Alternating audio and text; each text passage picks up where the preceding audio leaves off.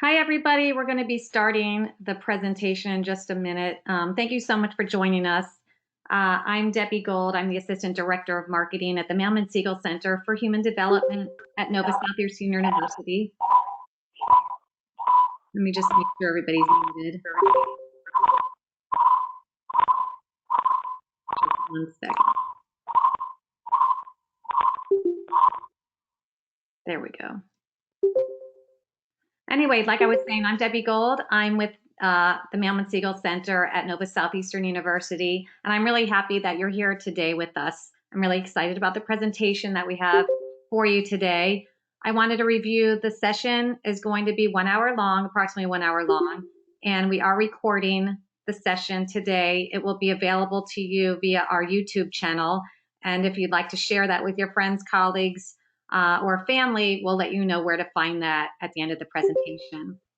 We encourage you guys to ask questions. If you're familiar with the GoToTraining technology, there's a chat function on the side. I think it should be located on your side, and you can submit some questions during the presentation, and we'll answer them at the end of the presentation. The PowerPoint that Dr. Sue Kabot will be using today is available to you for you to download at your convenience during the presentation for you to use if you'd like. Excuse me. Excuse me. I'm thrilled to introduce you to our presenter, Dr. Sue Kabot. Excuse me 1 second. I think I have to take a drink of water. I apologize.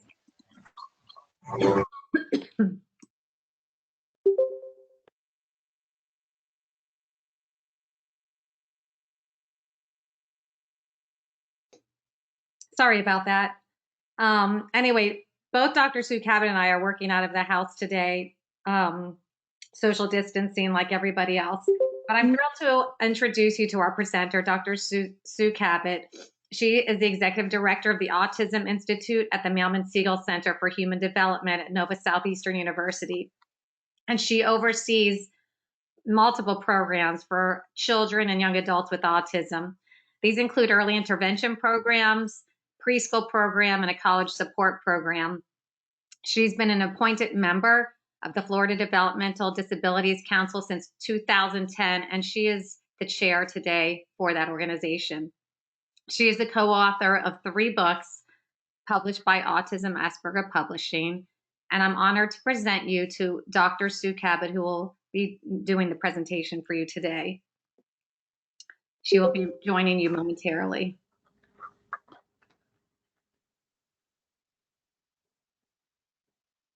All right, Sue, you're good? All right. So you can see my application. Yep, we can see your presentation. Perfect. I can't. Because all I can see is myself. Let's see. Let me see if I can bring it front. No. Otherwise, I'm going to. We can see both. We can see you. We can see the presentation. Okay. All right. As long as you guys can see it, I am fine. So this presentation was really born out of a need that we saw for our college students in our specialized supported college program. We had the idea about 8 years ago now that we should be supporting our students with autism at the university, since we'd been on the campus for many years, 34 years, serving preschool children on the spectrum. We'd never done anything with adolescents and adults and thought it was time to get started in that realm. We didn't know what we didn't know, even though we thought we had done our homework. But we have learned a lot over the past 6 years as we've had college students in our program on our campus. And what we found is that our students were woefully unprepared for the college experience. And as my title for today says, I feel that families and secondary school programs in the public and private school system bear responsibility for this lack of preparation. So let's see what we can learn about what we can all do to make our young adults on the spectrum who are academically capable be successful in other aspects of college life. So I don't expect lots of answers to this question, but just think about in your mind the skills that you think students need to be successful in college. And I'll give you a few seconds to think about that.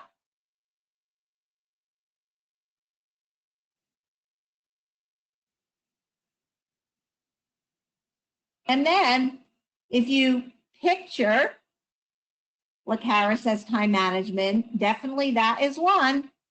How many of those skills does your child have if you're a parent, or if you're a high school teacher, your students, if you're working on a college campus and have students with autism you're interacting with, think about what they don't have and why that's the case. Heather Franco says organizational skills. Definitely organization.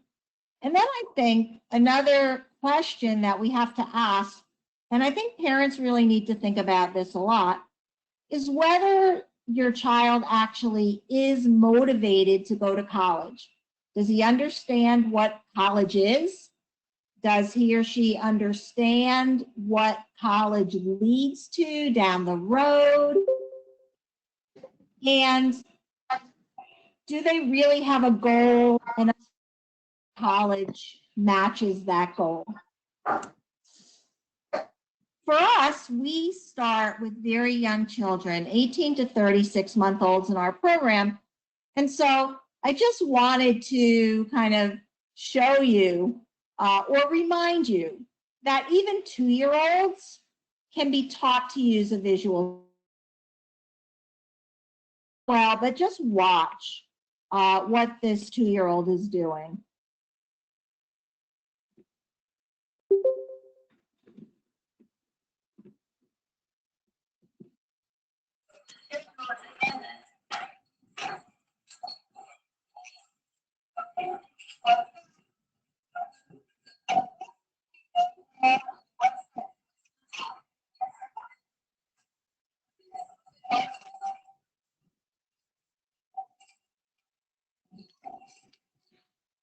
Again, these are 2-year-olds. Even 2-year-olds can work independently. They can check their schedule. They can do some simple tasks.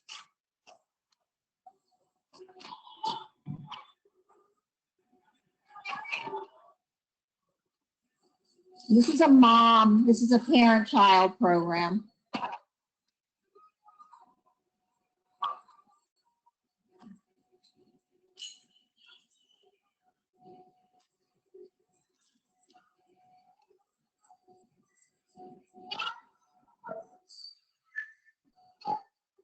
And so we start really early building independence in our children with autism and continue to work on independence because some of you mentioned organizational skills, some of you mentioned interpersonal skills, and those are all really important. But I think that independence is really the key to success. And it's important to build as many of these skills as possible before the student goes to college. Our individuals need to be taught to complete tasks independently, and they need to use these independent skills.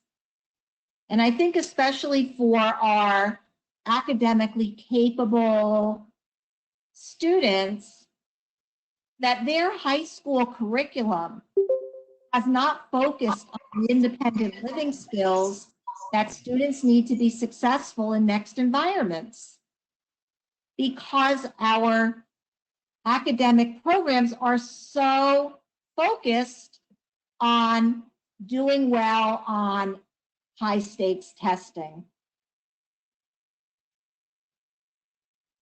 I think that one of the things that family members don't actually realize is that when their student goes away to college, that college or university is not going to be communicating with them that their children have to sign a FERPA release for the university to talk to them. But even with that signed FERPA release, the major communication from the university to the student does not involve the parent. It's only if the parent asks to talk about something that the university is able to do so. But the student is really still the receiver of information like financial statements and grades. We need to think about all the different areas that students have to have some knowledge and skills in and about when they're college age, ranging from, financial, how much money do I have to spend? Do I have a budget? Do I have, impulse control or lack thereof? Legal issues, life skills, healthcare is a big one. And things like transportation, employment skills, their educational skills like organization, executive functioning, social skills, their own identity, housing, and other things like student organizations, volunteer work, religious affiliations. So many different areas that our students need skills in. I think it's really important that students be given opportunities to go away overnight without family members before they get to a college campus, either through some kind of camp, some specialized academic program, a college prep program, or even extracurricular activities from school. That gives them a taste of independence. We talk about the 10 things that you need to understand and work on.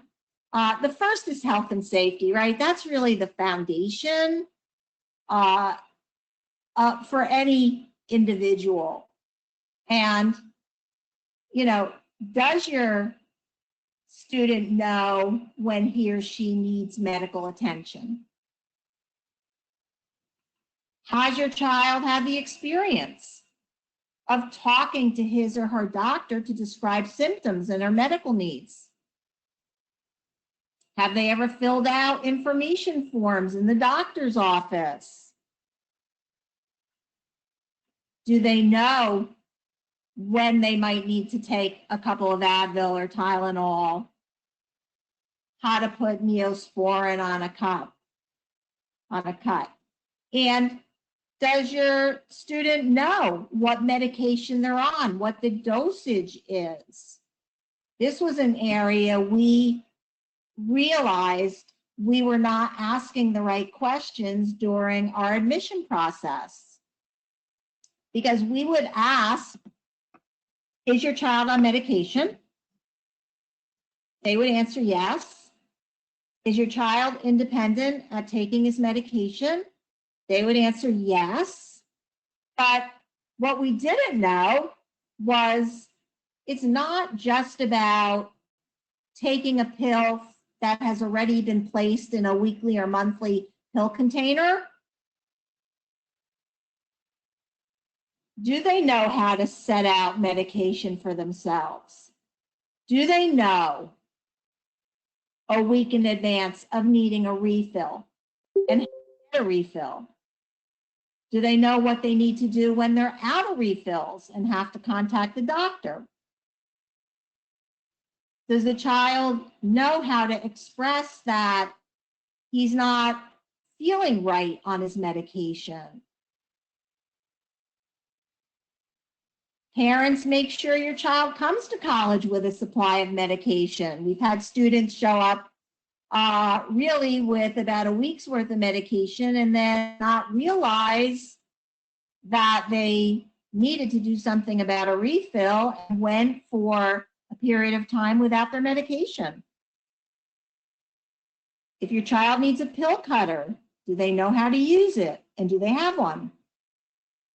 And if your child has received counseling, have arrangements been made for this to continue in college? What is the counseling service that the college or university provides and how to access that?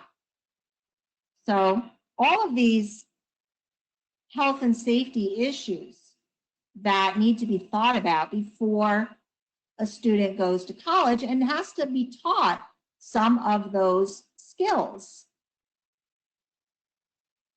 Punctuality is another big issue, and some of you have talked about those organizational skills. Knowing that class starts at 9 o'clock doesn't mean that the student's actually going to get there on time.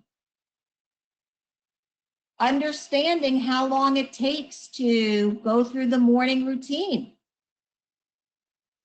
before getting to class and allowing enough time to be able to complete those activities.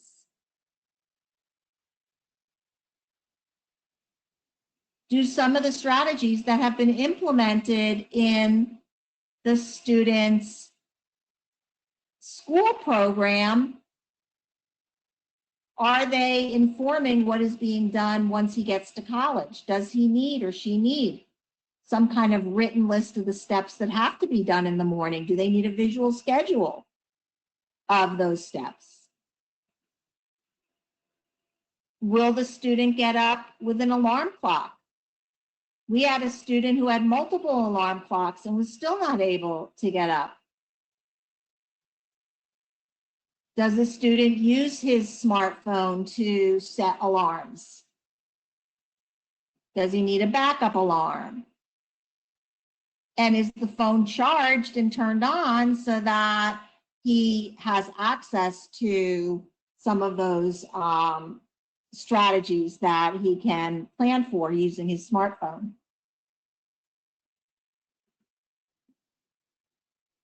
I think just like health and safety is one of the kind of foundations, proper hygiene is the floor of success, right? You can't go to school looking disheveled. You can't go to school with body odor. And many of our individuals on the spectrum are not motivated, don't understand the importance of hygiene. They may need to have a daily shower put into their schedule. We have a student right now. It's a struggle to get her to shower on a daily basis. She just is very resistant to it. And of course, in a climate like Florida, sometimes students might need even more than one shower a day. If they are outside, if they are exercising, they go to the gym. We've learned that all deodorants and soaps are not created equal. And I know that sounds kind of tongue-in-cheek, but we have had to do a lot of exploring about stronger deodorants and soaps and laundry detergents. You want a student to be able to choose and wear clothing that's appropriate to the environment, right? When it's 90 degrees out, no sweatpants are necessary. Making sure the student knows not to wear the same clothes more than one day. And when to plan to get laundry done so that they don't run out of clothes. And then all of a sudden, they have nothing to wear. I think that families and secondary programs can work on skills such as laundry and straightening up a bedroom and preparing a snack before the student gets to college.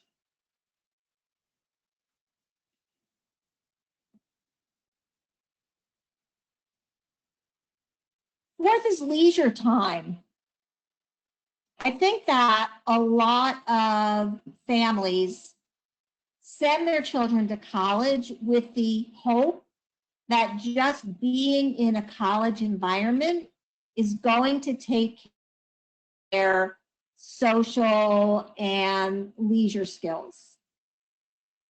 And what we've seen is that it really is more work to engage our students in those kinds of activities than in their academic work. Filling free time in one's own room playing video games is not a full college experience. We had one parent who gave their child 2 cell phones because he was very addicted to video games and he couldn't always remember to charge both phones, and so he would run out of battery, and for them it was easier to give him 2 cell phones than teaching him to be responsible for making sure that he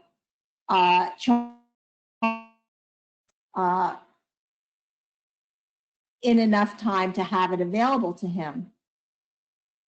I think it's also important that we work on a student's interests before they get to college so that they already have some activities that they enjoy and then can either join an organization on campus that is devoted to that or have some activities that they enjoy doing that they can do with other individuals. It's important to explore what extracurricular options are available at the college you're thinking about. If you love video games, is there a video game club? If you enjoy cooking, is there some kind of cooking club? And it's important that we help our students to practice asking a peer to share either a meal or some kind of recreational activity before the student gets to college. It's not a magical experience, and these skills do not occur automatically.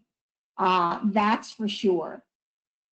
So really making sure that you are giving students, whether you're a secondary school teacher, whether you're a parent, whether you're someone working in some kind of community recreation programs, we can all help to ensure that our students have as many skills as possible before they get on a college environment.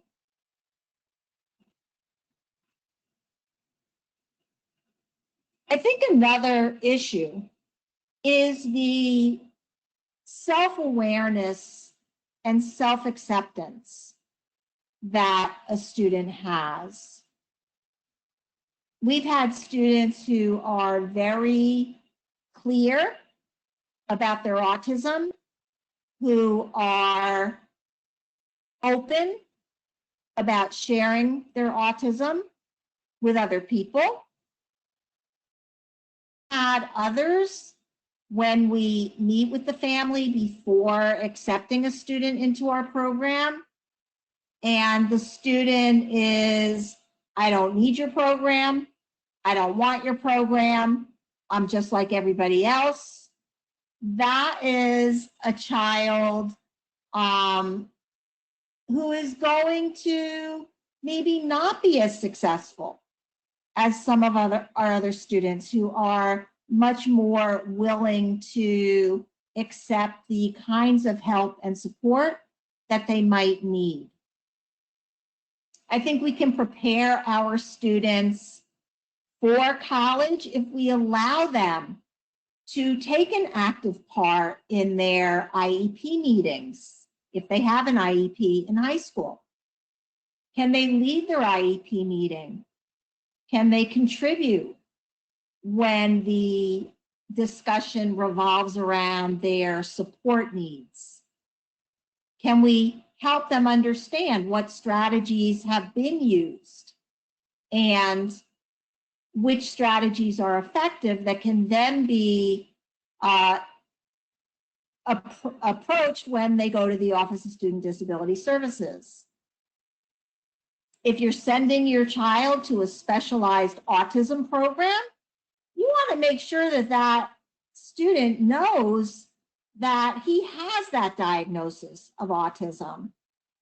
I'll never forget, we met with a family once, and the student started talking about his autism, and the mother started crying and said, that's the first time he's ever talked about his autism. So I think it's important that we give our students the opportunity to understand who they are, what their strengths are, and what their support needs are.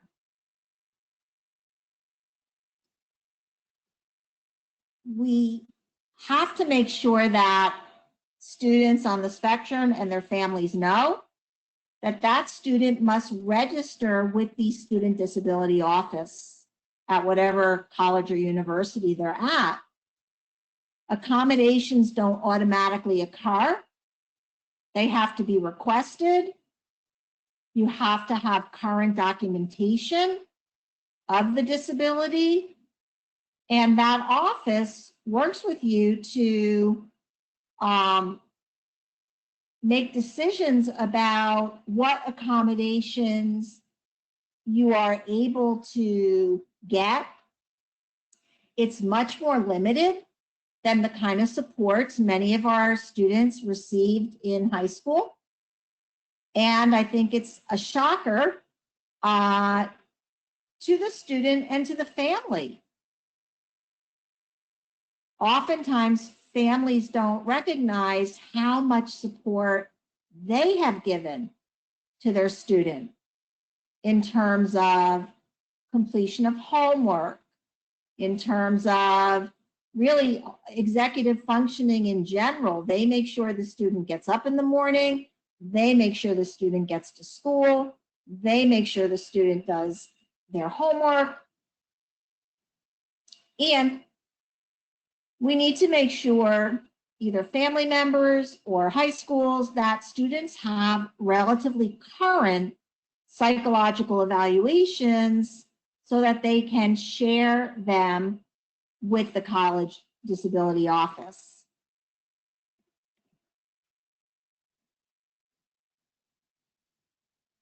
The next thing is understanding support needs. What kind of support did the student have in the past to be successful? What kind of school supports? What kind of home supports? We're finding that many of our students whose parents have kept them in small, specialized private schools did not get the same strength of academic programming, expectation for independent functioning, grades that are reflective of the actual achievement of the student than students who have been in larger public school environments. You need to know whether the student has been held to the same standards as other students in terms of assignments and grading. I have been called into cases with the admissions office because I have seen students get accepted to the university, meet the student, and then realize that there's really no way that student could actually meet the admission requirements. And when we go back and look at grades and the IEP, it's clear that that A- average is not really an A- average. Again, it's important to know what's been effective in supporting the student and make sure that your student knows that also, because they're going to have to learn to advocate for him or herself. They're going to have to be able to have a conversation with a faculty member to let that faculty member know what they need to be able to master the academic content. And we need to make sure that students know what services are available on the college campus. Some of these services are open to every student, like the tutoring center, counseling center, or career counseling services. Now, our students may need support to make appointments. They may never have had that experience and may need to be coached through that process several times before they are comfortable making those appointments in the tutoring center. And oftentimes our students resist attending those support services, accessing those support services until they run into trouble. And oftentimes by then, it might be too late. The same thing goes for the Office of Student Disability Services, that they don't register, they don't think they need the supports. Everything was fine in high school. They got straight A's, and then they get to college. They don't register. The semester's halfway over. They're flunking everything. And then they go to the disability office, and by then they have half a semester of failing grades. So we need to really encourage them, and oftentimes selling it with, you don't need to use them, but you need to get them, and then if you need them, you have them.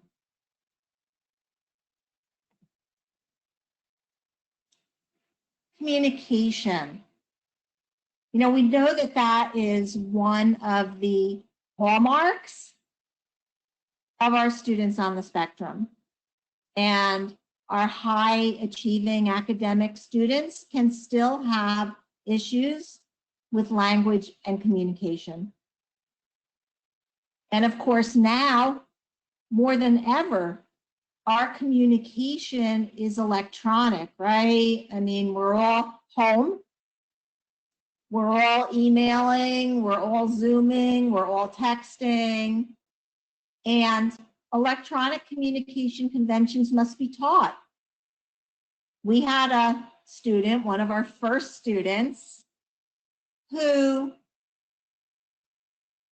had a professor who let the class know that he was going to post grades by a certain time on a certain day. And of course, I'm sure you all know the way the story ends. He wasn't able to do that. Our student on the spectrum was very upset because the professor had said he would post it by 8 o'clock on Sunday night. And when he went to look, the grades were not there. He crafted an email to the faculty person written all in caps. that was very accusatory in terms of not meeting the deadline for posting grades. And of course, the faculty person had not had a lot of experience with students on the spectrum and didn't understand why not posting the grades when he said he would was so anxiety provoking for our student on the spectrum, that he got this communication that he took great offense to. You want to make sure that you teach your child or student how to discuss their progress, their grades, their learning needs with other people before they get to college, so that when they get there, they've had some experience with that and it won't seem so overwhelming to them. We've also had some students that we felt could really still benefit from pragmatic language intervention. And we've actually made the referral to the Communication Disorders Program and their clinic at our university for that student. And so you might want to investigate what services are available before you get there in terms of things like speech language therapy or occupational therapy that has been successful for the student in the past.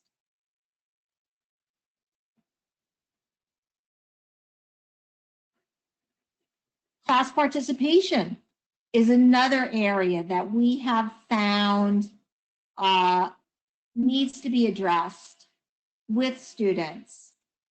We have had probably more, I don't want to say complaints, interactions with faculty around this first issue of students who monopolize the entire class session, either because they continuously put their hand up to say something, or once they start saying something, they've been called on, they ramble on for prolonged periods of time.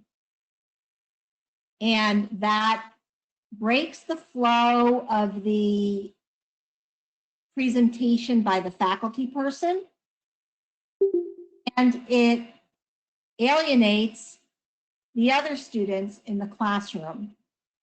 And so we've had students that we need to really give some strategies for in this area. And we've gone into classes and we've looked for confederates in the class, other students, and counted how many times did those students raise their hand in class to make a comment or ask a question. And we then made a rule for our student on the spectrum. You're able to make 2 comments or ask 2 questions or a combination of those during the class session. If you have other questions or comments you would like to make, write them down and ask the instructor when class is over. And so you could actually see the student begin to raise his or her hand, think about whether that was worth one of their 2 communication acts, and put their hand down, wanting to save it for something that might be more important. We also need to make sure that we work with our students not to be argumentative in class. Because of our students' restricted interests, many of them become world-class experts in a topic that they are interested in. And sometimes they may actually know more than the faculty person. teaching the class. And so making sure that they are respectful of the faculty person's position, not be argumentative, save that conversation for after class, and teach them to express a different position in a calm manner.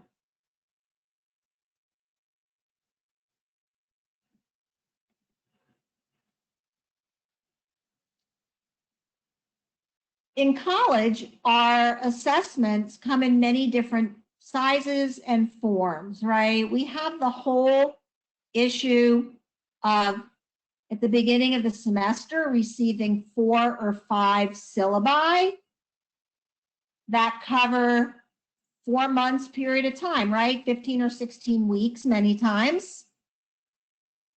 And our students aren't used to that. They're also not used to the way assessments are conducted.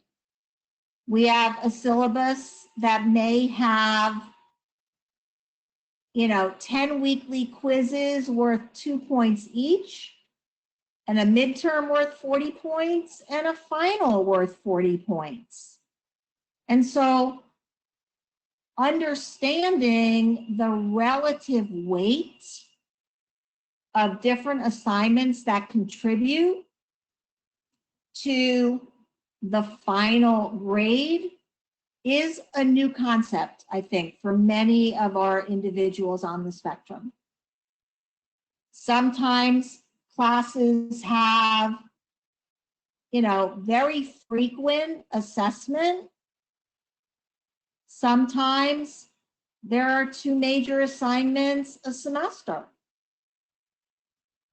And putting enough time and attention into those weighty assignments is really important, making sure they understand that. We want our students to have experience with the number of different ways that professors can check performance, whether it's multiple choice or true false or a narrative essay. Sometimes our students have been given alternative formats in high school, which most of the time are not going to be approved at the college level. And so we had a student who was very clear to us and said he asked the question the wrong way. And we, kind of explored that in terms of what do you mean by he asked it the wrong way? Well, this student expected a multiple choice exam and got, a narrative exam. And so, it was wrong because he would have gotten it right if it were multiple choice, but he didn't get it right because it required him to create a logical sequenced paragraph. And you really should encourage the students, if they have accommodations like testing in a quiet environment or extended time, especially in the beginning of their college experience, when they're not really sure how difficult college is going to be for them, to encourage them to start out by using those accommodations and then lifting them as the student becomes more competent. Sometimes that requires having to make an appointment at the testing center because the test may have to be given the same day that the students are taking it in class. And if it requires some other accommodation like a scribe, it needs to be done in advance so that those accommodations are able to be met. And then 10. And I think this is really the most critical, is really keeping your eye on post-college outcomes. Actually obtaining the college diploma is not the end game, because we want that college diploma to lead to the next stage, right? We talk about when students are younger, teaching to the next environment. Our little 2-year-olds that you saw checking their schedule and learning how to do tasks independently, their next environment is going to be a preschool classroom. And so that's what we're preparing them for, with having their caregiver in the room with them as they are so very young. College should be preparation to the next step for our young adults. What does the student want to do after college? And how has he prepared for the next steps? Has he taken vocational assessments? How does his strengths and interests mesh with some kind of vocational goal? We find that our students who have a clear post-college goal have way more motivation to get there than those who do not. We've had students who started saying, I want to be a marine biologist, and were steadfast. We've had students who are like, I have no idea what I want to do. And it is more difficult to keep them motivated when they don't have that direction. Now, of course, I think we could agree that's probably the same for a lot of college students. It's not necessarily strictly an autism thing, but I think that it is more critical for those of our students on the spectrum. Are they looking for a career that requires graduate studies, or do graduate studies become the, I don't know what I want to do in terms of a career, so I'll just stay in school longer? Do they have employment goals that require graduate study? Do they have employment goals that are able to be met with an undergraduate degree? What about independent living? What is the target when college is over? Is it going back home to live with family? Is it an apartment where they went to college? Is it an apartment in their hometown? Is it with a roommate, without a roommate? Is it some kind of group living experience, with supervision, without supervision? All of those questions have to really be thought about and answered as we get kind of towards the end of the college experience. What about transportation? Many of our students on the spectrum do not want to drive. A number of them have a fear of driving, don't want that responsibility. So where are they going to be? Is there public transportation? Now, of course, it's a little easier now with things like Uber and Lyft, but what are the transportation options available? We always encourage families to have their children become eligible for vocational rehabilitation before they get to college. Oftentimes, VR will pay for some or all of college. For Nova being a private university, they will generally pay what they would pay if a student were to go to a state college or state university, as opposed to private school tuition. They'll pay for books. Some VR offices are more generous, and if you ask for a supervisor, you can get more financial support for them, but they often do a very intensive vocational evaluation. And so our students come with that information also that helps us work with our career planning and placement office. So it's really important to begin to plan before the child is, 2 months out from graduation, what is going to be happening next.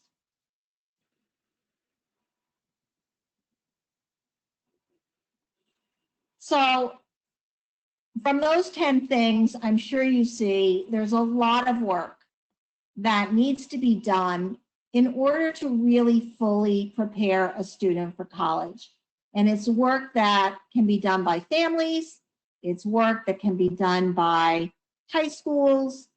But it's really critical to do this in order to support the student's success in post-secondary academic environments.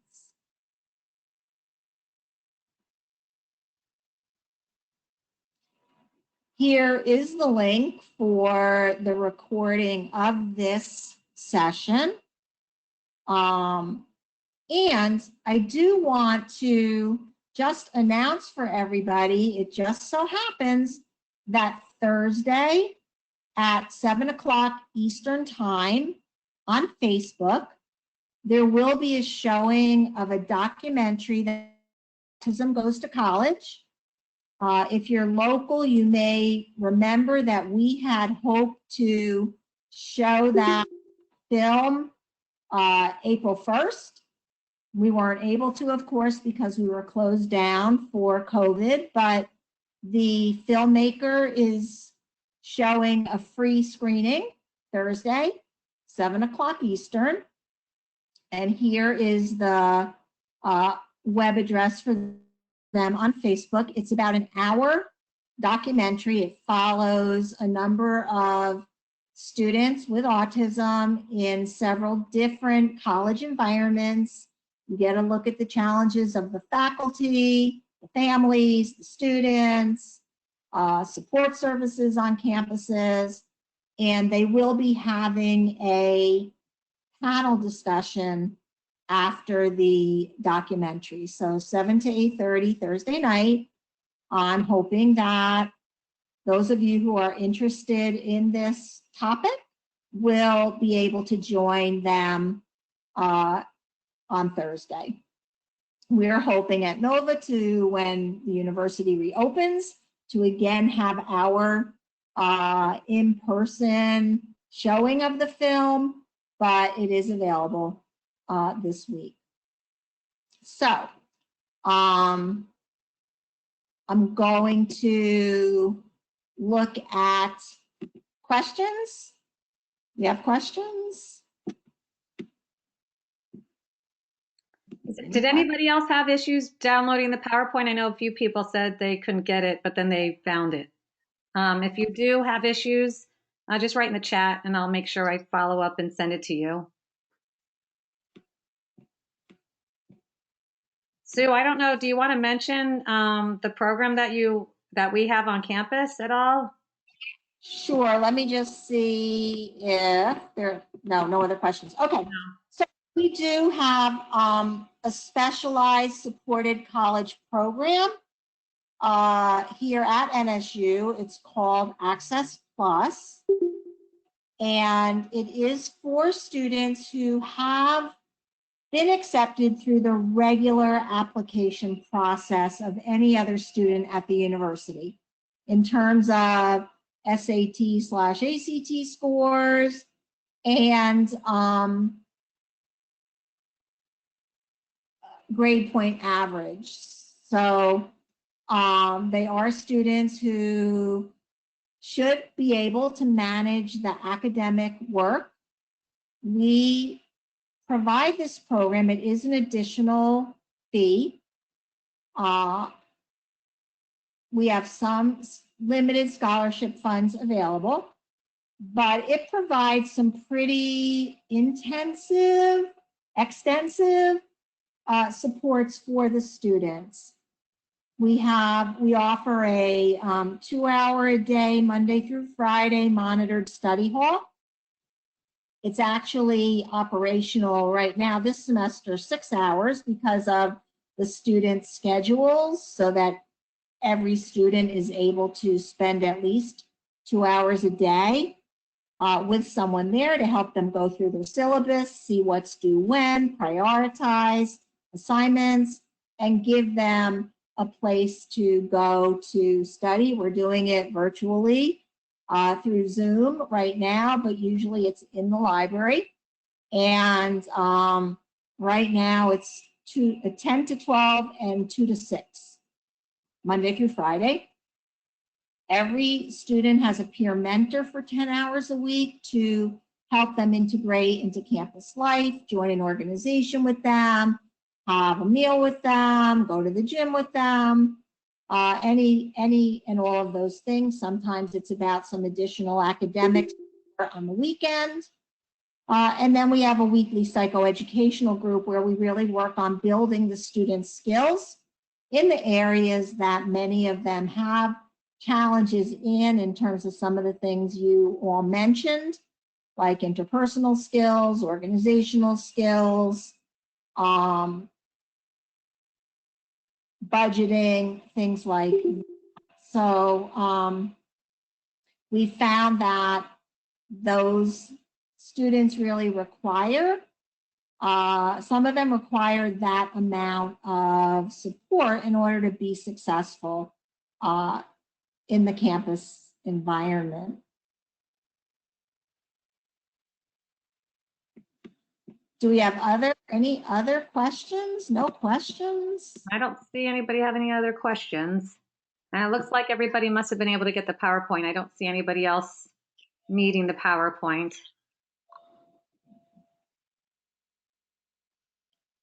Well, thank you very much. If anybody, we have another, well, it's in the PowerPoint, but you can always contact us.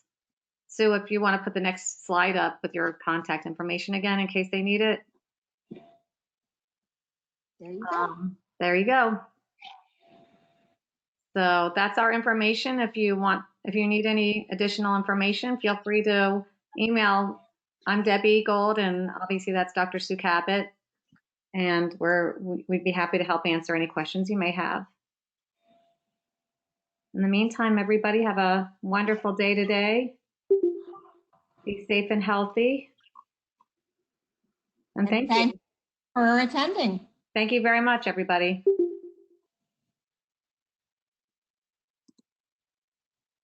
Right. Yeah.